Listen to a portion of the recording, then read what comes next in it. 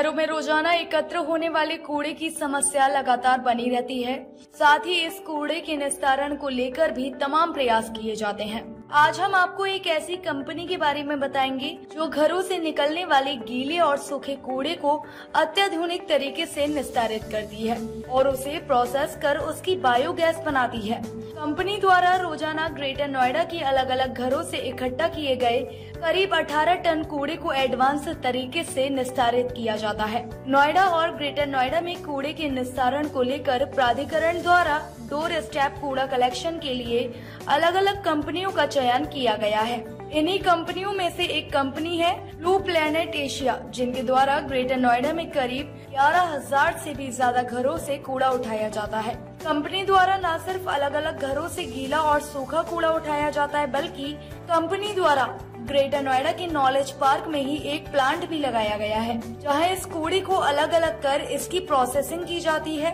और इसके बाद इस कूड़े से बायोगैस और अन्य प्रकार के ईंधन बनाए जाते हैं। ब्लू प्लेनेट एशिया के संस्थापक प्रशांत सिंह ने बताया कि यह रिसाइकल यूनिट अपने आप में अलग है। यहाँ पर पहले कूड़े को अलग अलग इलाकों से लाकर इकट्ठा किया जाता है और उसके बाद उन गुना को अलग अलग किया जाता है ताकि सूखा कूड़ा और गीला कूड़ा अलग हो सके। इसके बाद घर से निकलने वाले गीले कूड़े को अलग अलग तरीके से प्रक्रिया कर उसे पानी निकाला जाता है, जिसका इस्तेमाल प्लांट में होता है और बायोगैस भी बनाई जाती है, जिसका इस्तेमाल कूड़ा गाड़ियों को चलाने के लिए किया जाता है। साथ ही सूखे कूड़े जिसमें प्लास्टिक आदि तमाम सामान मौजूद रहता है, उसकी अलग तरीके से प्रोसेस कर अन्य ईंधन बनाए जाते हैं, जिससे प्लांट की अन्य मशीनें चलाई जाती हैं।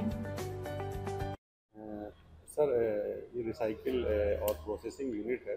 किस तरह से काम करती है और क्या क्या प्रोडक्ट इनके द्वारा बनाए जाते हैं रिसाइकिल करके? इसमें हम लोग करीब 11,000 घरों से रोज़ाना कूड़ा इकट्ठा करते हैं सीएनजी की गाड़ियों में, जिसमें सोर्स सेग्रीगेशन नागरिकों के द्वारा आता है थोड़ा बहुत, और उसको बाकी हमारे कर्मचारी खुद उसको सेग्रीगेट करके organic waste, dry waste, low value plastic waste, उनको अलग करके अलग अलग तकनीक यूज़ करके उसको फर्दर प्रोसेस और अपसाइकिल किया जाता है, जिससे कि ऑर्गेनिक वेस्ट से हम लोग बायोगैस बनाते हैं, जिसको उन्हीं गाड़ियों में इस्तेमाल किया जाता है जो अगले दिन कूड़ा कलेक्ट करने जाती हैं, जिससे एक सर्कुलर इकोनॉमी का एक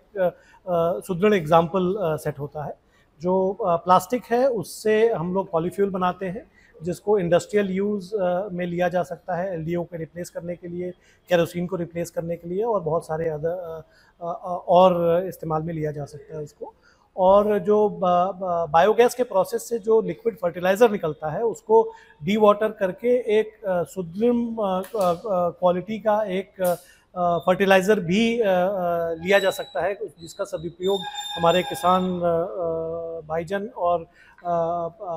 बाकी अलग गार्डनिंग वगैरह में यूटिलाइज किया जा सकता है इसको। सर, बात करें तो जिस तरह से पहले मेट्रो सिटी थी, अब लेकिन 2 टायर 3 टायर में भी कूड़े की समस्या काफ़ी है। इस तरह के प्लांट लगाए जा रहे हैं तो उनसे कितना फ़ायदा होगा लोगों को, पर्यावरण को कितना फ़ायदा होगा?